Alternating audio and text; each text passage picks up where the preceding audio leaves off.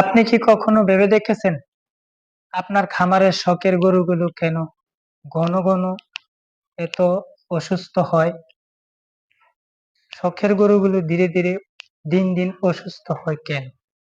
এটা কি আপনি কখনো ভেবে দেখেছেন? গরু অসুস্থতায় কষ্ট পায়, আপনি একজন খামার হিসেবে আপনার মনে কষ্ট পান। কারণ যে কোনো খামারই তার প্রশান্তির জায়গা হলো তার গরুগুলো। সেই গরুগুলা যদি কষ্টে রোগে আক্রান্ত হয়ে ভুগে, কোনো খামারই মানসিকভাবে সুস্থ থাকতে পারে না। অবশ্যই সে কষ্টে থাকে। আসসালামু আলাইকুম। মাটির চয় এগ্রি ভিলেজের পক্ষ থেকে আপনাদের সবাইকে আবারও স্বাগতম। একটি ভিডিও নিয়ে আসলাম। অনেক ভাই প্রশ্ন করেছেন যে ভাই আমাদের খামারের গরুগুলো কেন এত দ্রুত অসুস্থ হয়? কিছুদিন পর পর এই রোগ ওই রোগ দেখা দেয়। তো একজন খামারি হিসাবে আমি আমার ক্ষুদ্র অভিজ্ঞতা থেকে আজকে আপনাদের সাথে আমি এই বিষয়টি নিয়ে আলোচনা করব।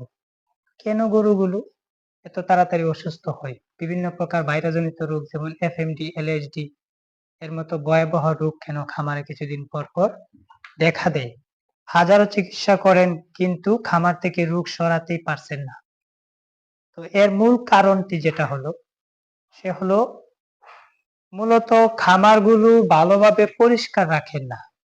এক ভাই আমাকে ফোন করে বলল যে ভাই আমি তো খামারের নিয়মিত যত্ন নেই, গরুগুলাকে ঠিকভাবে খাওয়াই, কিন্তু তারপরে দেখা গেছে আমার গরুগুলা অসুস্থ হয়ে যায়। খামার ভালোভাবে পরিষ্কার পরিচ্ছন্ন রাখতে হবে। যেমন অনেক ক্ষেত্রে দেখা যায় গরুগুলি খাওয়ার পর অনেক উৎকৃষ্ট খাবার ফেলে রাখে। এই যে দেখেন, এই যে গরুর চারিগুলো, এগুলোতে আমরা যখন খাবার দেই, দানাদার খাদ্য দেই কিংবা ঘাস দেই, খড় দেই, এগুলা কিন্তু দেখা গেছে আমরা পরিষ্কার করি না। যার কারণে এগুলাতে এফএমডি, এলএসডির জীবাণু থাকতে পারে। খুরা রোগ একটি ভয়াবহ রোগ, আপনারা জানেন। এই রোগ যদি কোনো খামারে আসে তাহলে পুরো খামারটি ধ্বংস। একটি খামার ধীরে ধীরে লসের সম্মুখীন হয়। তাই খাবারের পাত্রগুলো, তারপর মেজেগুলো, খামারের যে মেজে আছে নিচের ফ্লোরটা ভালোভাবে পরিষ্কার রাখতে হবে। আপনারা ধুয়ে মুছে একদম ফ্রেশ ক্লিন রাখবেন। তারপর আরেকটা জিনিস যদি আপনারা লক্ষ্য করেন, এই যে আপনাদেরকে যদি আমি দেখাই, এদিকে দেখাই, এই যে দেখেন গরু, এই যে গরু প্রতিদিন অন্তত পক্ষে একবার হলেও গোসল করাবেন। গরমের দিন 2 বার গোসল করানি ভালো, কিন্তু আপনারা সুন্দরভাবে এই যে স্কিন গুলা একদম ঘষে ঘষে, এই যে দেখেন, এই যে ব্রাশ, এই যে ব্রাশ দিয়ে আমার গরুগুলাকে আমি সুন্দরভাবে একদম ঘষে ঘষে গোসল করাই। তার কারণে স্কিন গুলা ভালো থাকে। তাছাড়া এই যে গরুর খুরা, এই যে 2 খুরার মধ্যেখানে, এই যে যে খুরাগুলোর মধ্যে অনেক সময় দেখা যায় গোবর লেগে এই খুরাগুলো ধীরে ধীরে গোবরে খেয়ে ফেলে, ক্ষয় হয়ে যায়। এই খুরার চিপার মধ্যে অনেক সময় গোবর লেগে সেখানে ইনফেকশন হয়, ধীরে ধীরে এটি খুরা রোগে আক্রান্ত হয়। তো আপনারা সবসময় পরিষ্কার রাখবেন। আর আপনারা অন্তত পক্ষে সপ্তাহে 2 দিন খামারের জীবাণুনাশক স্প্রে করবেন, জীবাণুনাশক দিয়ে ধৌত করবেন। আমি আমার খামারে প্রতি সপ্তাহে 2 দিন জীবাণুনাশক দিয়ে পরিষ্কার রাখি। তার কারণে আমার খামারটি ময়লামুক্ত থাকে না। এই যে দেখেন কি সুন্দর ক্লিন করেছি। তো আসেন আজকে আমি আপনাদেরকে দেখাই আমি কি জীবাণুনাশক খামারে ব্যবহার করি, জীবাণুনাশক দিই। তাই আমি আজকে আপনাদেরকে সরাসরি বানিয়ে দেখাবো।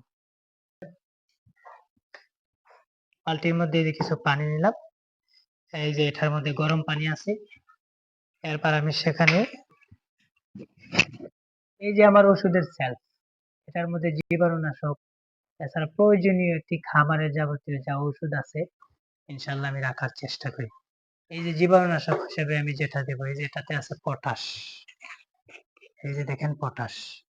তারপরে যে আছে পভিডন আয়োডিন, আর এটাতে আছে ডিটারজেন্ট, কাপড় ধোয়ার ডিটারজেন্ট পাউডার।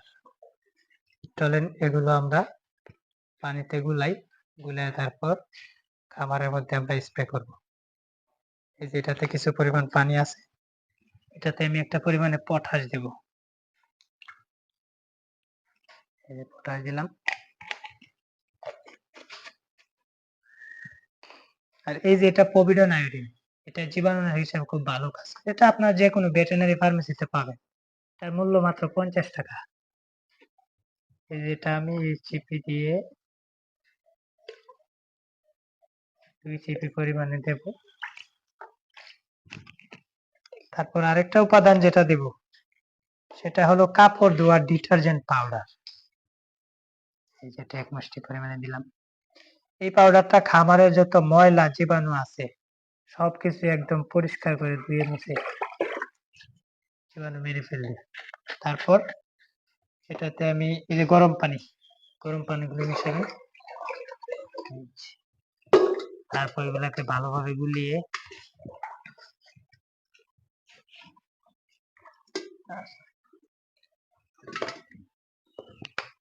এই যে ভালোভাবে গুলিয়ে এই যে দেখেন পানির দ্রবণটা কত সুন্দর। এই যে এখন এই জীবাণুনাশকটা আমি আমার পুরো খামারে সুন্দরভাবে ছিটিয়ে দেব। এই যে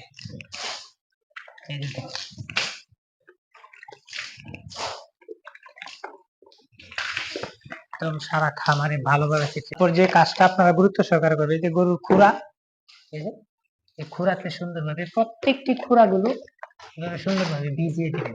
তাহলে এখানে যদি সুপ্ত অবস্থায় কোনো ভাইরাসের জীবাণু থাকে সেটা ধ্বংস হয়ে যাবে। একদম পুরো খামারে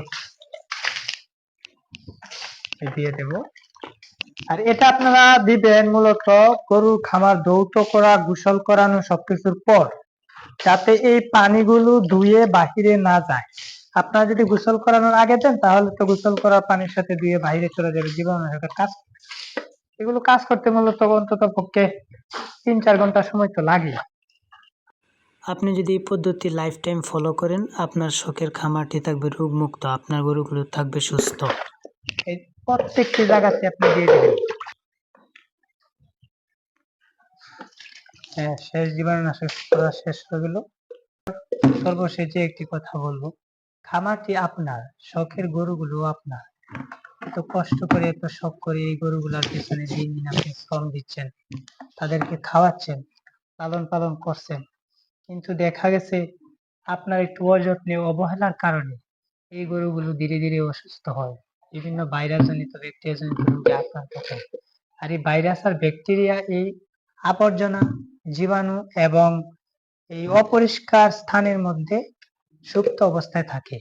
গরু খামারে ব্যবহৃত সকল ধরনের জিনিস সবকিছু অন্ততপক্ষে প্রতি সপ্তাহে ২ বার জীবাণুনাশক দিয়ে ভালোভাবে ধৌত করে জীবাণুমুক্ত করে রাখবেন। তাহলে আপনার খামারটি সুরক্ষিত থাকবে। তো ইনশাআল্লাহ সবাই ভালো থাকেন। দেখা হবে আমাদের পরবর্তী কোনো ভিডিওতে।